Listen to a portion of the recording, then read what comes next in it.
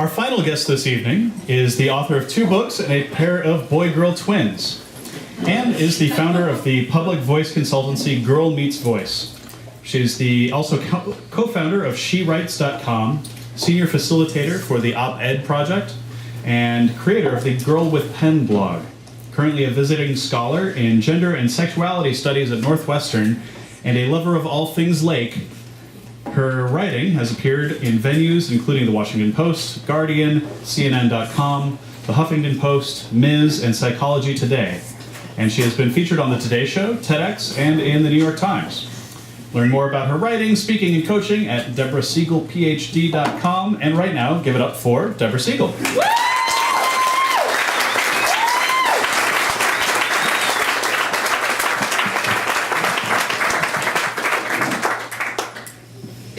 You guys are going to be disappointed after that bio. Like, it's all downhill from there.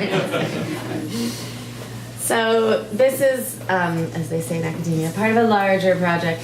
And it's also a piece about coming home. So, you know what, can I have my water?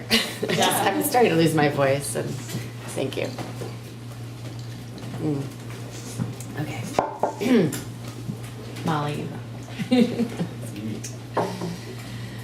So, I'm sorting through a hodgepodge of mismatched utensils in our tiny Park Slope kitchen, preparing for a cross-country move.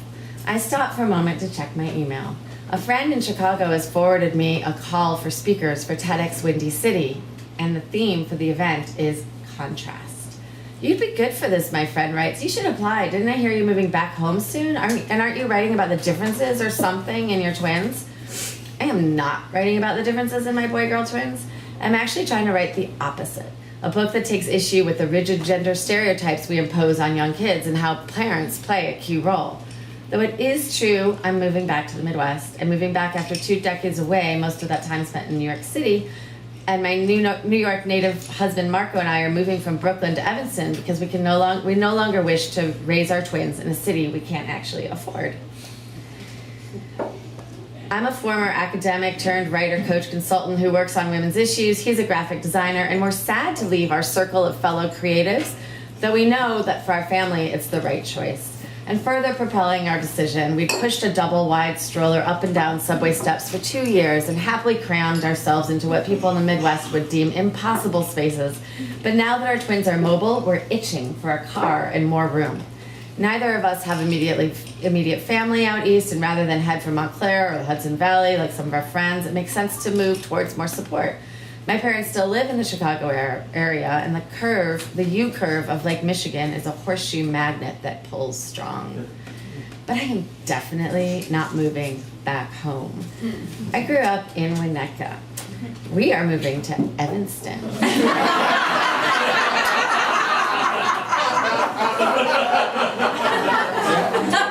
There's a difference, no? The Winnetka of my childhood, Winnetka of the 70s and 80s, was a preppy, wasp-heavy town where all the moms played tennis, all the dads came home late, and everyone was white. Girls had coming-out parties, and private committees held invitation-only ballroom dances to which I was not invited. My mother proudly worked, and I was a budding feminist who modeled herself after proto-feminist Nancy Drew. By the time I headed east for college and larger towns, 1970s, 80s Winnetka had frozen in amber in my imagination as Stepford. Black. And is anybody here from Winnetka?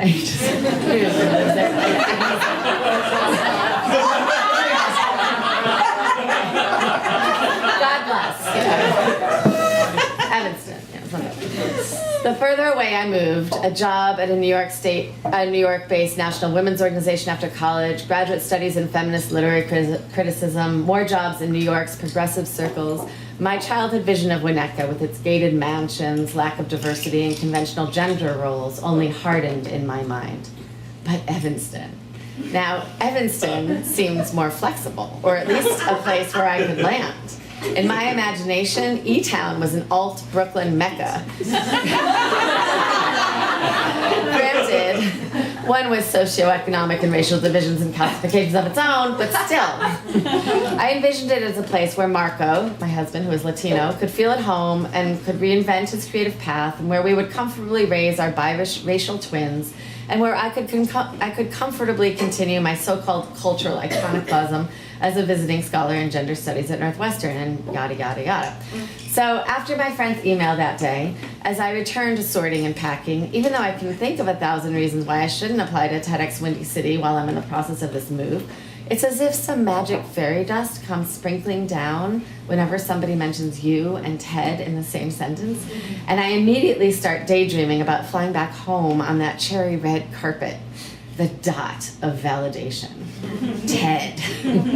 So my hand reaches for a bright red plastic spatula and something in me says, yes, I will apply. I start fantasizing about how I'll propose a talk called Born That Way. Only I'll call it Born That Way with an emphasis on the question mark at the end. It'll be about how we gender our kids before they're even here. I'll show slides of gender reveal parties that probably take place in Winnetka and play Lady Gaga from the stage. I create the requisite 2-minute video solution between packing the linen closet and doing my paid work. A fellow twin mom, a video editor by day, helps me pull it all together. You want something done, you give it to a working twin mom. I draft a quick proposal. Dear TEDx Windy City, in this talk, adhering to the TEDx Windy City commandments, they take this stuff really seriously, I promise to revolutionize the way listeners think about not only the gendering of the tiny, but the gendering of the adults who shape them. How might we replant the seeds of parity in our own backyards? And who will we be as a society then? Take that, Winnetka. I upload the video and hit send. A few months later, I shockingly receive an email from TEDx Windy City organizers. I'm in. Somewhere between the glory of being accepted and the dot of validation comes the part where you have to write the talk. For me, this proves troublesome. Things get in the way, namely my husband and twins. A little more backdrop about our lives, our internal gender relations at this moment in time. It's a few years out from the Great Recession. Marco is leaving his staff job as a creative director, but still hasn't found a new one in Chicago. His New York networks don't span to the heartland, and we're basically doing that thing that people tell you not to do, jumping off a cliff. We're leaping away from at least some certainty and facing a wide abyss. I've been working hard co-founding a woman-owned company, and while multi-purposing my life's material for a column called Love in the Time of Layoff. So you'd think I'd be mightily prepared for a potential reversal of traditional gender roles, but when push comes to shove, the feminist in me goes on hiatus, and I'm all like, dude, get a job before we land. The Winnekan in me seizes ground. Now, this is hardly on par with the gravity of the aforementioned, but somewhere during this time, a cousin of mine sends us a shipment, a huge box of her daughter's long-forgotten Barbies. The cousin knows that I think Barbie is the devil in plastic high-heeled feet, and she sends the box as a jab, something to cheer me up while I'm packing, but I'm not really in the mood, and I secret the Barbies away, shoving them into the back of our closet. My girl, of course, finds them and loves them hard. I should also mention that around this time she becomes obsessed with the color pink. It's all she'll wear. So here I am, turning retro on my husband about manning up while Cinderella eats my daughter. And I'm supposed to give this big talk about disrupting gender in our backyards. But I'm a professional, and this is TED, so I keep at it like a pit bull with a bone. At night, when the kids are asleep, I jot down lines like these in my notebook. Even as boys and girls and men and women achieve greater equality in the outside world, the American nursery is only becoming more pink and more blue. And this is a problem because studies show that in countries where childhood is less gender segregated, the more equitable the society at large. But by day, I'm caught in some weird reproduction of traditional gender roles that I can't escape, nagging my husband like a pro while my girl soaks up the blonde-haired, blue-eyed ideal and starts walking on her toes. Things are off balance and out of whack. So one morning around this time, I decide to start dressing the boy in pink to make up for my disconnect. I start subtly with PJs and socks. We're at the playground, Marco, the twins, and I, the boy in a pink shirt, and to my surprise, my progressive husband bristles. That night at bedtime, he explains, I really don't like you dressing him in the pink ballerina pajamas. I get what you're doing, but he's not a blank. He's a person, you know. Exactly, I say, and I drop some rhymes from the Free to Be You and Me album, which by this time has become a constant soundtrack of our lives. A person should wear what they want to, and not just what other folks say. A person's a person that way. But this time around, Marco's not buying it. His brow furrows in genuine concern, and he goes on, "How far are you planning to take this? At some point, he's going to notice," he says. "He's going to notice because some other less enlightened kid will notice, and it's that other kid I'm worried about, not us. At what point does your little experiment cross over into trying to manufacture an outcome?" I'm annoyed, and I may have even slammed a door. But that night, as I tuck our twins into bed and get ready to pick my pen back up again after they sleep, I think, maybe Marco has a bigger point.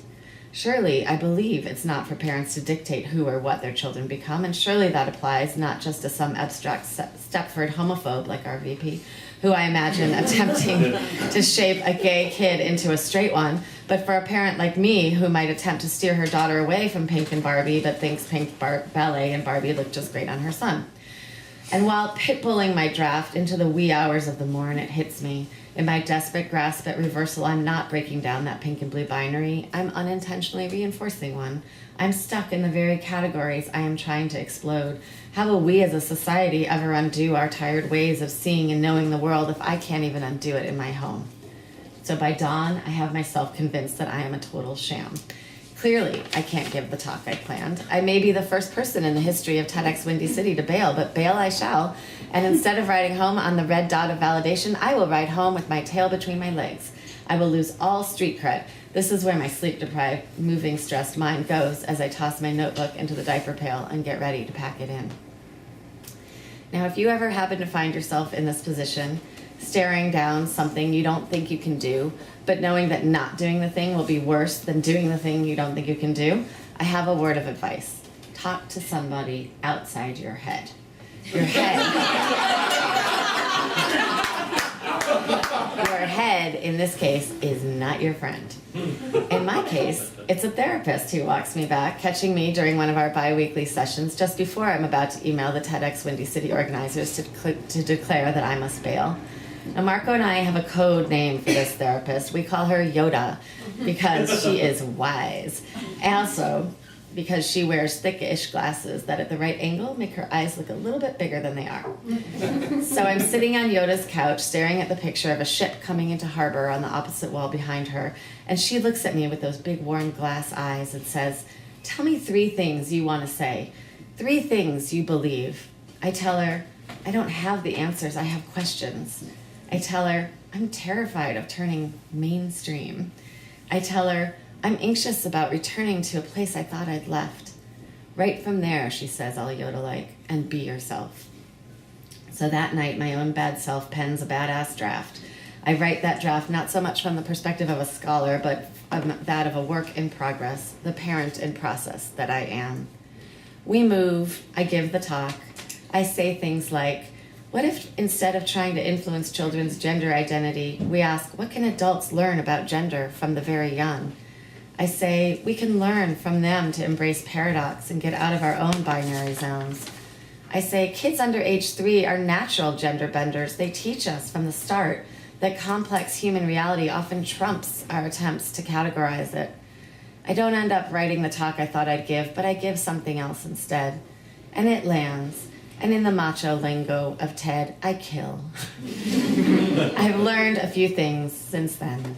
I've learned to feel grateful for any bubble province, Park Slope or Evanston, in which the chances that some asshole will tease a toddler for what he or she is wearing are thankfully low. The boy's favorite color, by the way, is green, and my girl has moved from Barbies to sharks. I've learned that gender and gender play is fluid, not merely in young kids, but in hetero relationships where partners each move through a cornucopia of roles. And as we continue to make Evanston our town, I've slowly been making peace with the way ideology can clash with reality. Maybe Winnetka isn't Stepford, or rather isn't still.